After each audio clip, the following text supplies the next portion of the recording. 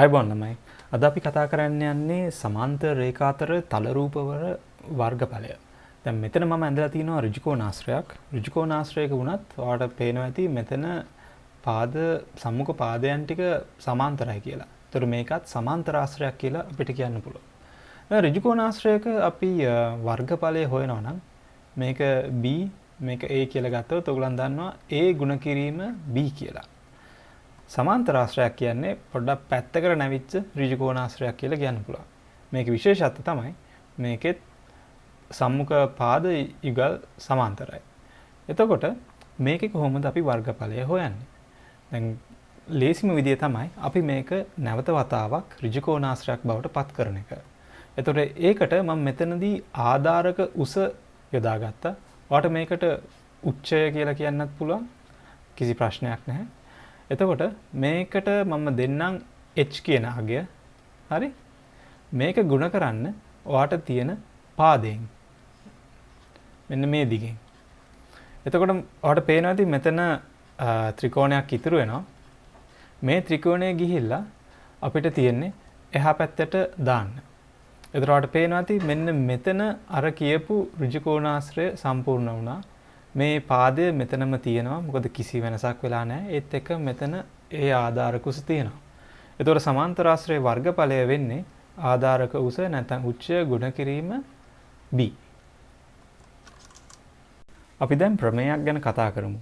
ඒගොල්ලන්ට ඉස්සෙල්ලාම අඳින්න ඕනේ සමාන්තර රේඛා දෙකක්. ඒත් එක්ක මේ සමාන්තර රේඛා දෙකට අපි දානවා සමාන්තරාශ්‍ර කිහිපයක්. දැන් මේකේ විශේෂත්වය තමයි මේ දෙගොල්ලොන්ගේම ආධාරක උස ඔක්කොමලගේ සමානයි. මොකද සමාන්තර රේඛා දෙකක් අතර පිහිටන හින්දා ඒත් එක්කම මෙන්න මේ දිගත් සමානයි. හැම එක්කෙනාගේම මේ අගය තියෙනවා. දැන් මේ ප්‍රමේයන් අදහස් කරන්නේ එකම ඒ කියන්නේ සමාන්තර රේඛා දෙකක් අතර පිහිටි ඒත් එක්කම එකම ආධාරකයක් ඇති සමාන්තරාශ්‍රවල වර්ගඵලය සමානයි කියලා. අපි මේක මේ ග්‍රැෆික්ස් වලින් පෙන්නමු. එතකොට ඔයාලට මේක තේරුම් ගන්න ලේසියි. දැන් අර කලින් කරා වගේ මම මෙතන ත්‍රිකෝණ ටික අල්ල ගන්නවා. මේ ඔක්කොම ඍජුකෝණී ත්‍රිකෝණ. ඒතර මම මේවා ටික එහා පැත්තට ගෙනිල්ලා කපන්න ඕනේ. එතකොට මම මෙහෙම කරොත් ඔයාලට පේනවා ඇති මෙතන අර කියපු ඍජුකෝණාශ්‍රය සම්පූර්ණ වෙනවා. එතකොට මේ තිබ්බ b එකම තමයි මෙතනක් තියෙන්නේ. ඒත් එක මෙතනක් තියෙන්නේ. දැන් ඔයාලට පේනවා ඇති ඔක්කොමලගේම ලම්බ උස සමානයි. ඒ කියන්නේ h කියලා ගන්න පුළුවන්. මොකද මේක සමාන්තර රේඛා දෙකක් හින්දා. එම නිසා මේ ඔක්කොමලගේම වර්ගඵලය වෙන්නේ h ගුණ කිරීම b h ගුණ කිරීම b මෙතනත් h ගුණ කිරීම b. අපි දැන් එක ගානක් හදමු. 8.2 අභ්‍යාසයේ 3 වෙනි ගානට. රූපය දැක්වෙන්නේ AQ හා DR සමාන්තර රේඛා අතර පිහිටි ABCD හා PQR සමාන්තරාශ්‍ර දෙකකි. DS සමානයි CR බව දී ඇත. DS කියන්නේ මෙතන ඉන්න කෙනා මෙයයි සමානයිලු. එතකොට කියනවා DC සමානයි SR බව පෙන්වන්න. DC කියන්නේ මෙතන එක්කෙනා, SR කියන්නේ මෙතන ඉන්න කෙනා. හරි. පටන් ගමුකෝ. මම ඒක ලොකුවට මෙතනට ගෙනාවා. එතකොට DS සමානයි CR කියන එක අපි දන්නවා. ඒක දත්තයක්.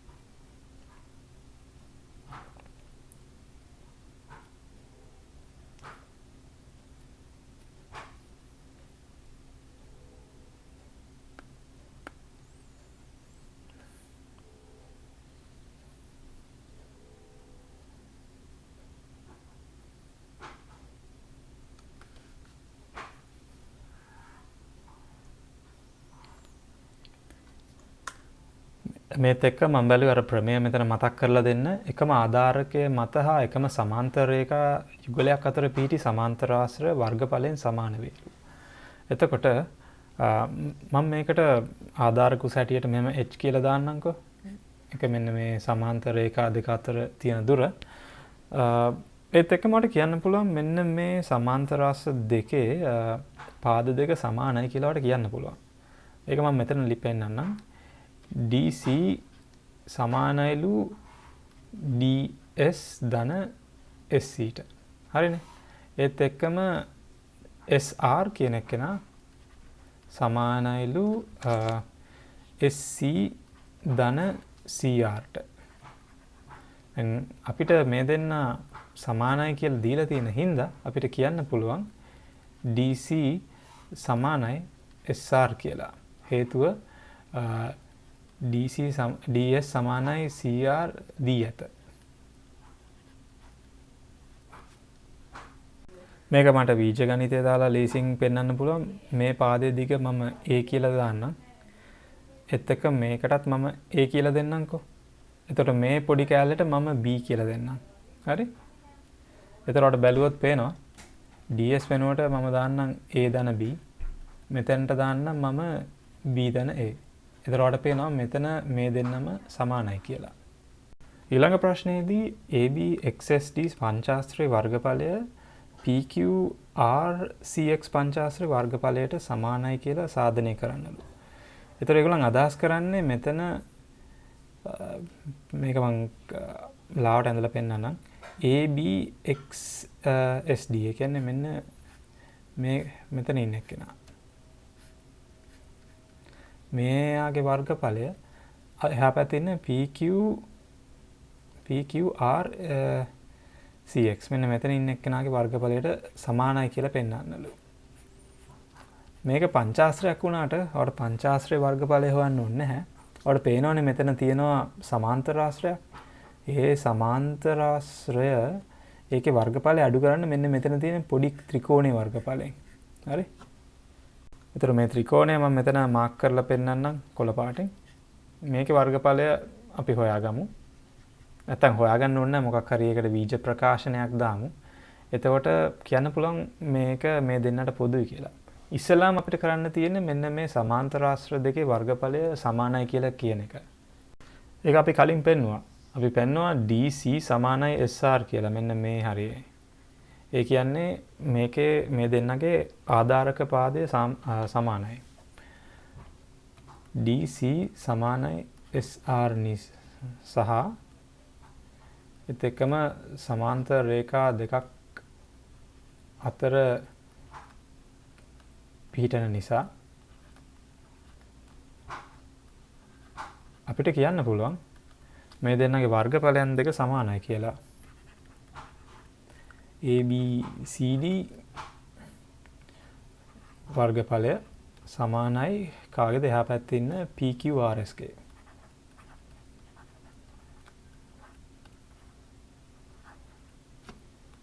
ඒත් එක්කම ඔයාට පුළුවන් දෙපැත්තෙන්ම SCX කියන ත්‍රිකෝණයේ වර්ගඵලයෙන් අඩු කරන්න. එතකොට ඊළඟ පියවරේදී ABCD වර්ගඵලය අඩු කරන්න SCX කියන ත්‍රිකෝණයේ වර්ගඵලයෙන්. SCX ත්‍රිකෝණයේ වර්ගඵලයෙන් එතකොට එහා පැත්තෙත් අර වගේමයි PQRS වර්ගඵලය අඩු කරන්න SCX ත්‍රිකෝණයේ වර්ගඵලය. මේ ත්‍රිකෝණය දෙකෙන්ම අඩු කරන හින්දා ඔයාට මේකෙදි අන්තිමට ඉතුරු වෙනවා අන්න අර කියපු පංචාශ්‍රයේ වර්ගඵලය. මොකද මේ කෑල්ල අයින් කරොත් මේ පංචාශ්‍රයේ කොටස තමයි ඉතුරු වෙන්නේ. එතකොට ABXSD ගේ වර්ගඵලය සමානයි එහා පැත්තේ ඉන්න PQRCX ගේ වර්ගඵලයට. ඊළඟට තුන්වෙනි එකට APSD ත්‍රපීසියමේ වර්ගඵලය BQRC ත්‍රපීසියමේ වර්ගඵලයට සමානයි කියලා පෙන්වන්නලු. මම ඒක මාක් කරලා පෙන්නන්නම්. ඒගොල්ලන් අදහස් කරන්නේ මෙතන ඉන්න එක්කෙනා.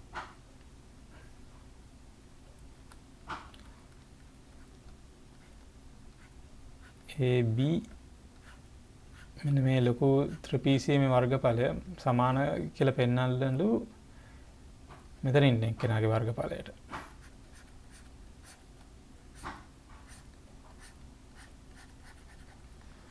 හොඳයි. ත්‍රිපීසියමේ වර්ගඵලය මතක් කරගන්න මෙන්න මේ ADSP එකට ගමුකෝ. ඒකට අදාළ සමීකරණය වෙන්නේ ආධාරක උස, ඒ කියන්නේ මෙතන ඉන්න h ගුණ කරන්න AP ධන DS ගුණ කිරීම භාගය. ඒතර මේක තමයි ත්‍රිපීසියමක වර්ගඵලය වෙන්නේ. එතකොට අපි BQRCටත් ඒ වගේම සමීකරණයක් දෙමු. h ගුණ කිරීම මෙයාගේ එතකොට BQ ධන CR වෙනවා. ඒක ගුණ කරන්න භාගය.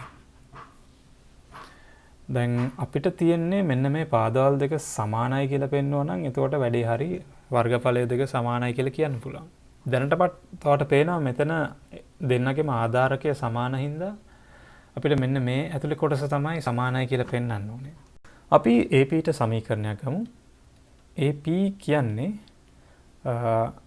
AB ධන BP. හරි? ඒත් එක්කම BQ කියන්නේ BP ධන PQ. දැන් අපිට පේනවා BP දෙන්නටම පොදුයි. ඒත් එක්කම අපි කලින් ඔප්පු කරා DC සමාන SR කියලා. අපිට කියන්න පුළුවන් AB සමානයි DCට. ඒත් එක්කම මෙතන ඉන්න PQ සමානයි SRට. ඒට හේතුව මේක සමාන්තර රාශියක් හින්දා.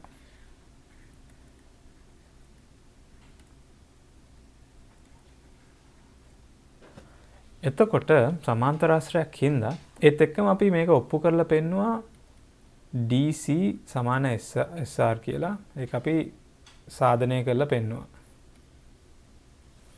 එම නිසා අපිට කියන්න පුළුවන් AB සමානයි PQ කියලා. එතකොට මෙතන ඉන්න AB සමාන වෙනවා මෙතන ඉන්න PQට. දැන් ඔයාලට පේනවා මෙතන ඉන්න AB සමානයිලු මෙතන ඉන්න PQට. ඒ හින්දා ඔයාලට කියන්න පුළුවන් AP සමානයි BQට. මොකද මේ BP දෙපැත්තෙම පොදු හින්දා. ඒත් එක්කම ගාන පටන් ගන්න කලින්ම ඔයගලන්ට මෙන්න මේක දීලා තියෙනවා DS සමානයි SR කියලා. මේ දෙන්න DS සමානයි CR කියලා.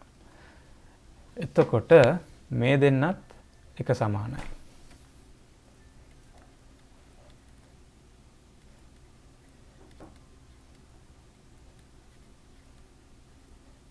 මේ හේතු හින්දා මේ දෙන්නත් සමානයි. එම නිසා ඔයාලට කියන්න පුළුවන් මේකේ වර්ගඵලයන් දෙක සමානයි කියලා. හතරවෙනි ගාන බලන්න. මෙන්න මේ වගේ ලොකු බහුආශ්‍රයක් තියෙනවා. ඒගොල්ලන් කියනවා PQRS සමාන්තර ආශ්‍රයයට වර්ගඵලයෙන් සමාන සමාන්තර ආශ්‍රය දෙකක් නම් කරන්න. PQRS කියන්නේ මෙතන ඉන්න එක්කෙනා. මම ඕනනම් ඒක මාක් කරන්න මේ විදියට. පේනවනේ? දැන් අපි මේ කොටස එළියට ගමු. එතකොට මම මේක ඇඳලා පෙන්නන්නම් මේකේ වර්ගඵලය කොහොමද එන්නේ කියලා. මෙතන h කියලා උසක් තියෙනවා. ඒත් එක්කම මේකට අදාළ ආධාරකය තියෙනවා. SR කියලා ගන්නත් පුළුවන්. නැත්නම් PQ කියලා ගන්නත් පුළුවන්. කිසි ප්‍රශ්නයක් නැහැ. දැන් මෙයාගේ වර්ගඵලයට සමාන දෙකක් තියෙනවා නම් වෙන්න ඕනේ අනිවාර්යයෙන්ම මෙන්න මේ h කියන උස සමාන වෙන්නත් ඕනේ. ඒත් එක්ක මෙන්න මේ ආධාරක පාදය කියන කැලලත් සමාන වෙන්නත් ඕනේ. එතකොට මේ රූප සටහනේ මම ඇන්දොත් h කියන ආධාරක උස මම මේකට h1 කියලා දාන්න. මොකද කියන්න බෑ තව ඉස්සරහට ඕනේ වෙයි කියලා. h1 කියන කෙනා මෙයාටත් පුදුයි. ඒත් එක්ක මට පේනවා මේ තියෙන ආධාරකමේ තමයි මෙතනක් තියෙන්නේ. එතකොට PQ සමාන SR කියලා ගන්නත් පුළුවන්. හේතුව සමාන්තර ආශ්‍රයක් හින්දා.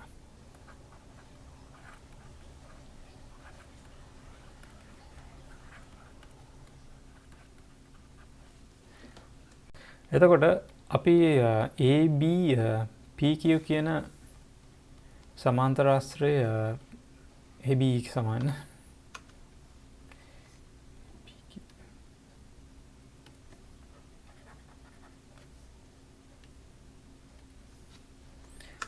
ABPQ මෙයාගේ වර්ගඵලය වෙන්නේ H1 ගුණ කිරීම PQ නැත්තම් AB. එතකොට මේ H1 ගුණ කිරීම SR කියලා අපිට දාන්න පුළුවන්. මොකද සමාන්තර ආශ්‍රයක් හින්දා. එම නිසා වට කියන්න පුළුවන් AB PQ වල වර්ගඵලය සමානයි මේ PQ RS සමාන්තර ආශ්‍රය වර්ගඵලයට. නැවතවතාවක් අර ප්‍රමේය මතක් කරගන්න. එකම ආධාරකය මත හා එකම සමාන්තර රේඛා යුගලයක් අතර පිහිටි සමාන්තර ආශ්‍ර වර්ගඵලයෙන් සමානයිලු. දැන් ඔයාලට පේනවද දන්නේ PQ RS වල වර්ගඵලය මට මේ විදියට ගන්නත් පුළුවන්. කියන්නේ මගේ මේ අතට ලම්බ උස ගන්න පුළුවන් නම් හරි මේ දිගට ලම්බ උස ගත්තා නම් මම මේකට H2 කියලා කියන්න. එතකොට අපිට PQRS වල වර්ගඵලය තව විදිහකට ලියන්න පුළුවන් H2 ගුණ කිරීම මෙතන තියෙන ආධාරකය RQ නැත්නම් PS කියලා. එහෙම ගත්තාම මෙන්න මේ පැත්තට ගමුකෝ. මේ පැත්තට අදාළ සමාන්තර රේඛාව තියෙන්නේ මෙතන. මේ ඇඳපු කෑල්ල. එතකොට අපේ PQRS ඉන්නේ මේ ගොඩේ. මෙයාගෙන් අපි මේ ආධාරක පාදය ගත්තොත් PS. මේ PSම තමයි මෙන්න මේ ඉන්න සමාන්තර රේඛාවේ අර මං අර කියපු H2 හැටියට ඉන්නේ. එතකොට මේ H2 තමයි මෙතන අර මං කියපු ලම්බක උස. එතකොට පේනවා ඇති මෙතන PS-ට එයාට මෙන්න මේ පාදේ තියෙනවා. ඒත් එක්කම මේ PS-ට අදාළ තව පාදයකුත් මෙතන තියෙනවා. එහෙන් බලන් ගියාම ඔයාලට කියන්න පුළුවන් මෙන්න මේ සමාන්තර ආශ්‍රය PECS කියන එකත් මෙයාට වර්ගඵලයෙන් සමානයි කියලා. එතකොට සාධනය කරලා පෙන්නනවා නම් SP සමානයි RQ කියලා කියන්නත් පුළුවන්. ඒ වගේම ඒකට හේතුව සමාන්තර ආශ්‍රයක් හින්දා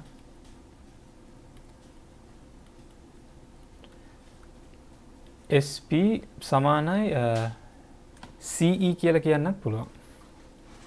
ඒකටත් එකම හේතුව. එතකොට මෙන්න මේ ප්‍රමේය පාවිච්චි ගන්න. මේ දෙන්නගේ ආධාරකය සමානයි. ඒත් එක්කම සමාන්තර රේඛා යුගලයක් අතර පීඩන හින්දා ඔයාට කියන්න පුළුවන් AB නෑ PQ RS වල වර්ගඵලය සමානයි මෙතන ඉන්න SP EC ට.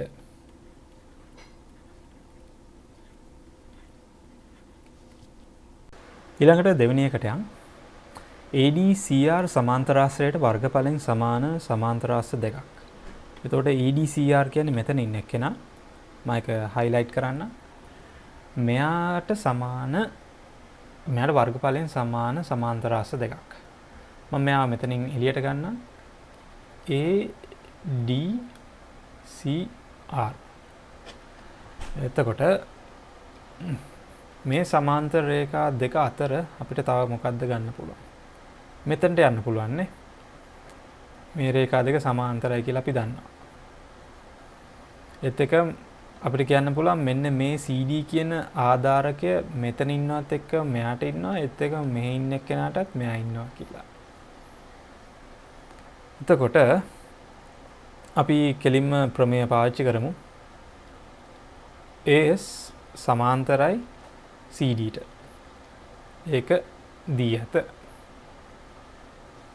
ඒ වගේම CD CD පොදු ආධාරකය කියලා කියමු.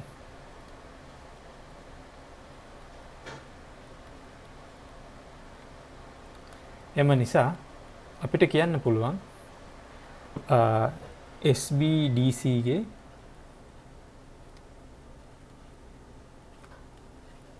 වර්ගඵලය සමානයි ADCR ගේ වර්ගඵලයට. එතකොට ඒකට හේතුව අර ප්‍රමේයම තමයි එකම ආධාරකය මත හා එකම සමාන්තර රේඛා යුගලයක් අතර පිහිටි සමාන්තර ආශ්‍ර වර්ගඵලයෙන් සමානයිලු. දැන් දෙවෙනි සමාන්තර ආශ්‍රය හොයන්න නම් අපි අනිත් පැත්තට තියෙන සමාන්තර රේඛා දෙක ගමු. එතකොට මෙතන තියෙන සමාන්තර රේඛාවක් ඒත් එක්ක මෙතනත් එකක් තියෙනවා. හරි. එතකොට නැවත වතාවක් AD සමාන්තරයි කාටද CQට ඒක දත්තයක් දීලා තියෙනවා. ඒ වගේම AD පොදු ආධාරකය.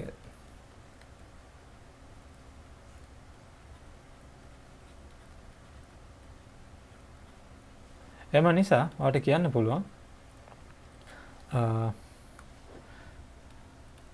ADCR වල වර්ගඵලය සමානයි මෙයාගේ වර්ගඵලය සමාන වෙනවා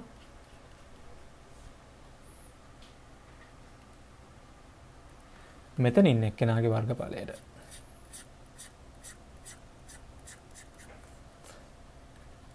ADEQ ගේ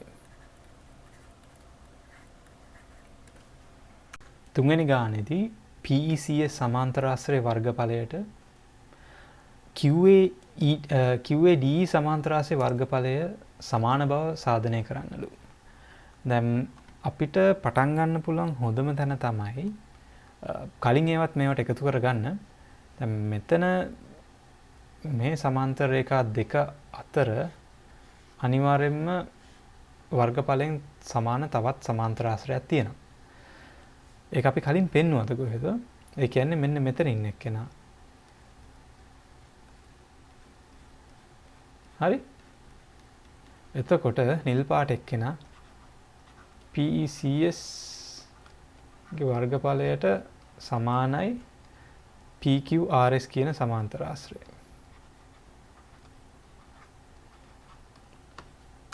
ඒකට අර ප්‍රමේය දාන්න හරි එකම ආධාරකය මේක ආධාරකය දෙන්නගෙම සමාන හින්දා.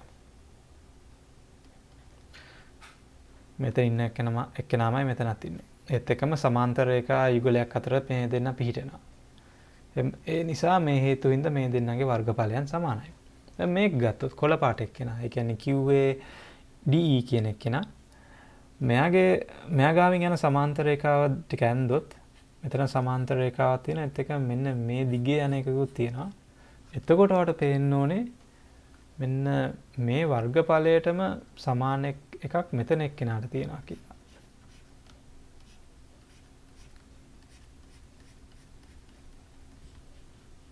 එතකොට ඒකට හේතුව දන්නවා මේ ආධාරකය මෙතනටත් ඉන්නවා ඒත් එක්කම මේ ආධාරකෙම තමයි මෙතනටත් තියෙන්නේ. එතකොට එකම ආධාරකය ඒත් එක්කම සමාන්තර රේඛා යුගලයක් අතර පිහිටනවා. එම නිසා ඔයාලට කියන්න පුළුවන් මෙතන QADE වල වර්ගඵලය සමාන වෙනවා මම මේ දැන් නිල් පාටින් දාපු ABPQ ගේ.